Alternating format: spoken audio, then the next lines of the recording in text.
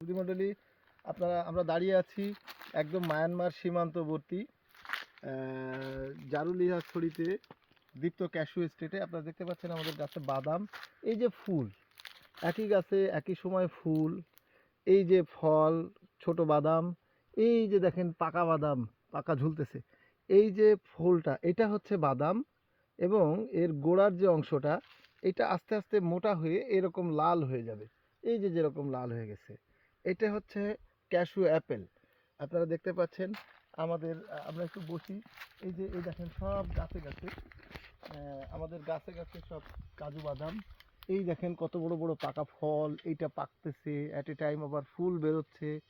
আমরা আপনাদের উদ্দেশ্যে বলতে চাই যে এই ফলগুলো দেখেন, 4 পিস ফল, 4 পিস ফলে অলমোস্ট আমার 2 হাত ভর্তি হয়ে গেছে। এই যে ফলটা, এইটার গোড়ায় এইটা কাটলেই হবে হচ্ছিল বাদাম, আর এইটা হচ্ছে ক্যাশু অ্যাপেল। এই ক্যাশু অ্যাপেলটা অসম্ভব সুস্বাদু একটা ফল।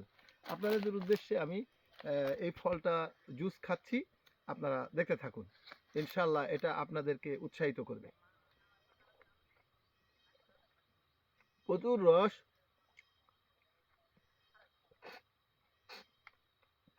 আপনারা দেখতে পাচ্ছেন আমার গালের ভিতরে আমি যতটুকু খাচ্ছি তার থেকে অনেক বাইরে গড়িয়ে পড়ে যাচ্ছে, এত পরিমাণে জুস এতে।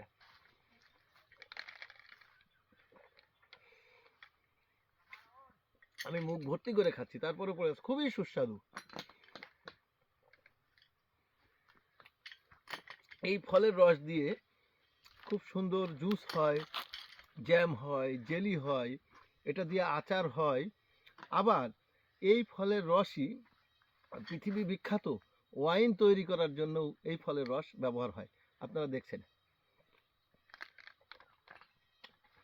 সমস্ত শরীর ভিজে যাচ্ছে। এই 4টে ফল আমার একার পক্ষে এখন খাওয়া সম্ভব না, এত পরিমাণে রস।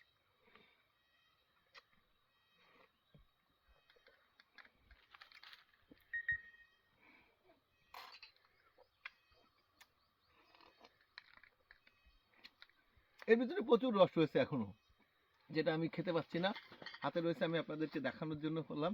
আর এইটা কাটলে হবে বাদাম, এইটা কাটলে এর খোসার ভিতরে একটা অয়েল আছে, সেটারে বলে ক্যাশুনাট শেল অয়েল। এই অয়েলটা পেইন্ট ফ্যাক্টরির গুরুত্বপূর্ণ র ম্যাটেরিয়াল এবং প্রচুর জ্বালানি ক্ষমতা ওইটার। আলহামদুলিল্লাহ, আপনারা দেখতে পাচ্ছেন আমাদের চারিপাশে প্রচুর কাজু বাদাম গাছ। এভাবে আমাদের গার্ডেনে প্রায় 12,000-এর উপরে গাছ আমাদের গার্ডেনে বিদ্যমান। আপনারা দেখতে পাচ্ছেন এই যে সব গাছে গাছে ফল, এবং গাছগুলি অনেক বড় গাছ, এই আরো বড় হবে এই গাছগুলি। এই পাশে দেখতে পাচ্ছেন পতিত পাহাড়ি জায়গা, একদম পড়ে আছে, কোনো আবাদ নেই, কিছু নেই, শুধু শুধু বুনো জঙ্গল হয়ে পড়ে আছে। আর আমাদের এই পাশে এটা হচ্ছে কাজু বাদাম বাগান। এটাতে খুব বেশি, এই কাজু বাদাম গাছে খুব বেশি পরিচর্যার কোনো প্রয়োজন হয় না।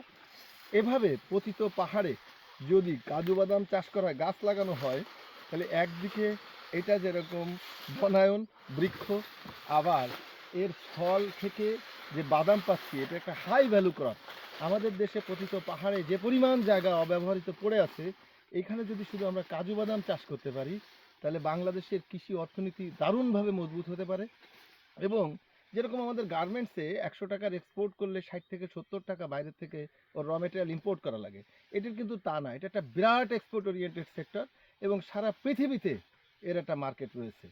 বিধায় আমরা এই আমাদের দীপ্ত এগ্রো এস্টেট জারুলিয়াছড়ি নাইখানছড়ি এই বাগানের ভেতর থেকে দাঁড়িয়ে আপনাদেরকে বলতে চাই, বাংলাদেশ সরকার যদি আরেকটু মনোযোগী হয় এবং বাংলাদেশের কৃষি বিভাগ, বন বিভাগ সবাই যদি হয়, তাহলে আমাদের এই গার্ডেনে কিন্তু অনেক লোক কাজ করে। আমাদের এখানে মালটা আছে, কমলা আছে, অ্যাভোকাডো আছে। এভাবে যদি সমন্বিত বাগান গড়ে তোলা যায়, তাহলে বাংলাদেশে প্রচুর বেকারত্বের অবসান হতে পারে এবং প্রচুর পরিমাণে বৈদেশিক মুদ্রা সহ দেশের চাহিদা পূরণ হতে পারে। আপনাদের সকলকে ধন্যবাদ। জারুলিয়াছড়ি দীপ্ত এগ্রো এস্টেট, জারুলিয়াছড়ির দীপ্ত ক্যাশু এস্টেট থেকে আপনাদেরকে ধন্যবাদ। পাশেই মায়ানমার বর্ডার, একেবারে নির্জন গহীন জঙ্গলের মধ্যে আমরা এই বাগান সৃজন করেছি। আপনারা সবাই এই ফলের জুস আগামী 1.5 মাস পর্যন্ত, আপনারা 1.5 থেকে 2 মাস খেতে পারবেন। যারা এই ফলের রস খেতে চান লাইভ গাছ থেকে ছিঁড়ে আমাদের গার্ডেন পরিদর্শনে আসবেন, এবং বাগান সৃজন যারা করতে চান তার আগে একবার হলেও আমাদের বাগানটি আপনাদের দেখার আমন্ত্রণ জানাচ্ছি। ধন্যবাদ। আসসালামু আলাইকুম রহমতুল্লাহ।